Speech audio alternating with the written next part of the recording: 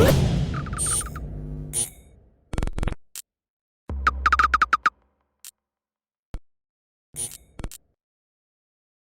is Andy Purewal for Boxing Social in association with Betfred, and I'm delighted to be joined by Liam Beefy Smith. Liam, finally got a fight date over here in the UK. I was facing Anthony Fowler on October 9th. First and foremost, straight into it. Where did this fight come from? How long was you talking about it? Yeah, we weren't talking about it, mate. I'll be dead honest with you.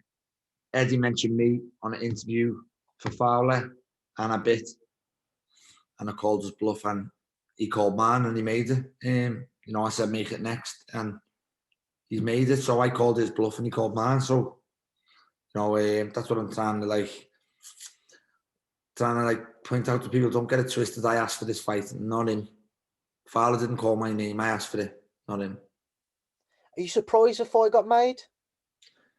No, I just think people are getting a little bit deluded and a little bit lost in the situation with Fowler. He's 30. He's not a young prospect no more. He's got to step up sooner or later. And by all accounts of what he's saying, Cheeseman and I'm not going to fight him. Fucking hell, I'm not going to say no to fighting Anthony Fowler. So, if it makes sense for me, I'll take it, and it makes sense for me. So, here we are. Talking about why this fight makes sense for you then, Liam. We've done a few interviews recently where you've said you want to push towards the world scene, you want another crack at a world title. So why do you feel that Anthony Fowler fight will push you closer towards that?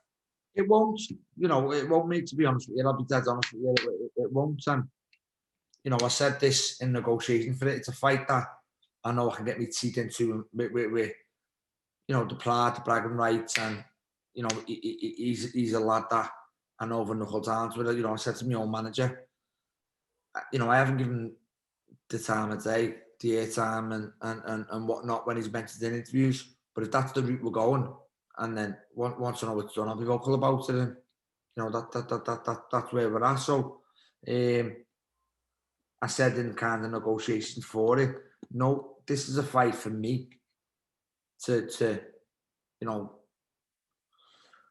whether it's a fight to bring them down a peg or two or not, I don't know, but it's a fight just to prove that I'm still the best 154 in Britain, and it's a fight that nobody above me, where I want to go, looks at BoxRec or looks at a magazine and thinks, "Wow, Smith's just beat Fowler." This is a fight basically for Fowler. It's a no lose for him. He puts in a good performance. It's a job done. He beats me.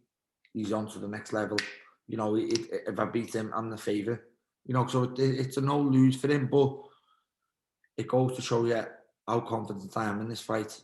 And again, once I get me, once it's done, which it is done, now you'll see, a proper Liam Smith, and I'll get me I'll knuckle down into this, and they think maybe, I don't know what they think really, to be honest with you. They must think I'm on my way out, but they bit off more they can chew, mate, because the only other time he stepped up to Fitzgerald, he lost, and take it from me, mate, I'm no Scott Fitzgerald.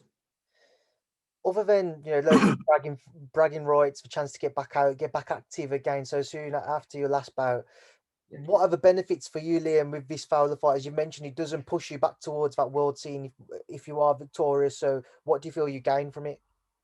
I just gain. I'm back out October. I was out May. I'm back out October, and then I'll push back on. I'm getting paid well for it, and it's a big fight for Liverpool that I can get up for. And you've done enough interviews with me, Andy. I've said to you, I'm the type of fighter. Offer me a fight and I'll take it.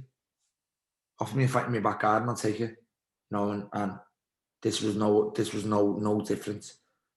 Eddie mentioned me in an interview for Fowler, and I was a little bit pissed off by it, to be honest with you. And I phoned my manager and said, phone Eddie and call his bluff on the Fowler fight. And again, I'm not saying I called Eddie. Well, I did call his bluff, but he also called mine because he's made the fight. So the fight's on, and again, like I say, you'll see the difference with, in a proper fighter. You know what I mean?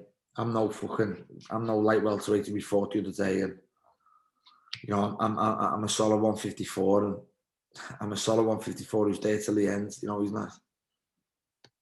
You know, he knows he's in a fight. That's why he maybe tried to say the other day he carried the kid for rounds and whatnot, but it's different. You know, it's a lot different when you've got someone hitting your back in round 4, 5, 6, 7, 8, 9, 10, 11, 12. You know what I mean? I made sure it was a 12 rounder, not a 10.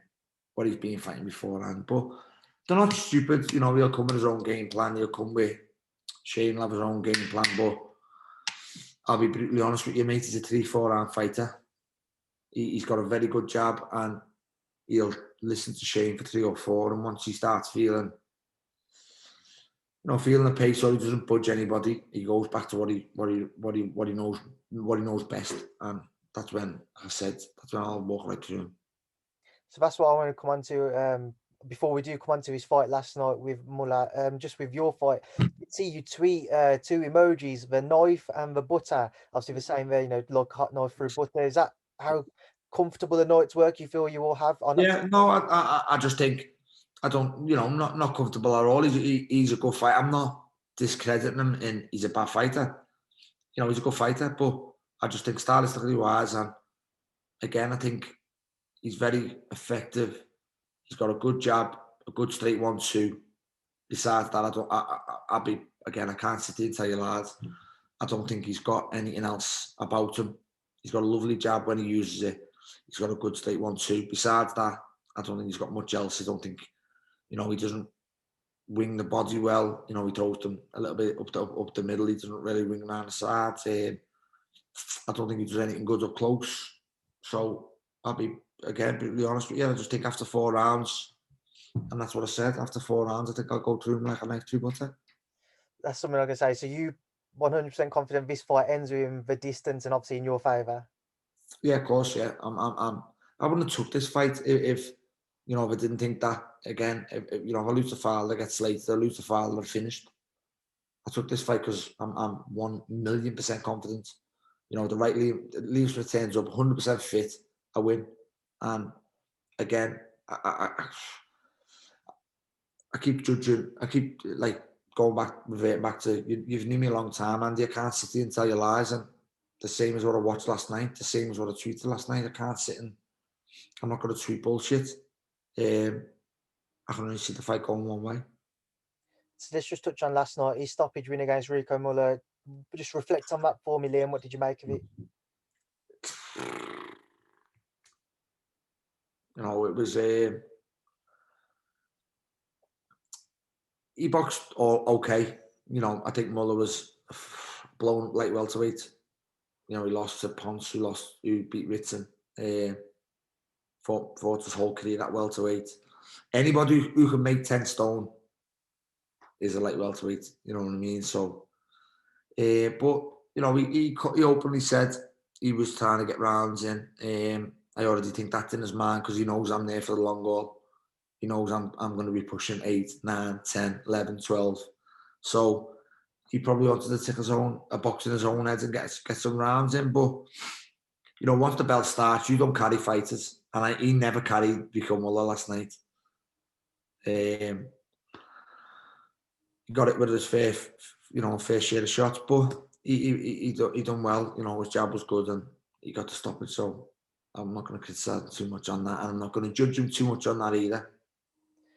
How big of a fight is it for Liverpool between yourself and Anthony, Liam?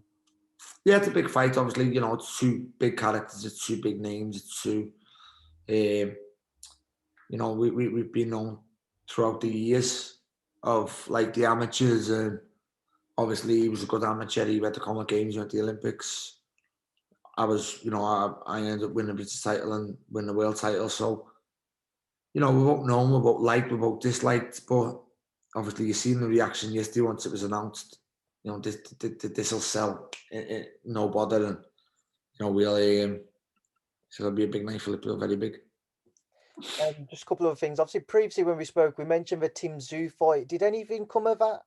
Yeah, it did. Yeah, mate. I'm not gonna lie. That was on the table, and again, you know, there was the same money for Fowler than there was for Tim Tszyu, and I'd have picked the Tim Tszyu fight, but it was just, I had to go there 5 weeks before and quarantine for 2 weeks in a house, and it just didn't fit well. It didn't sit, and it didn't work out for me. 5 weeks out from a big fight with Tim Tszyu, I'm quarantining in a house for 2 weeks. It just didn't work out for me, mate. So, I had to knock it back, and I felt I couldn't knocking it back because I'd openly said, make me an offer and I'll go. And if it weren't for quarantine, I'd been on the next flight there.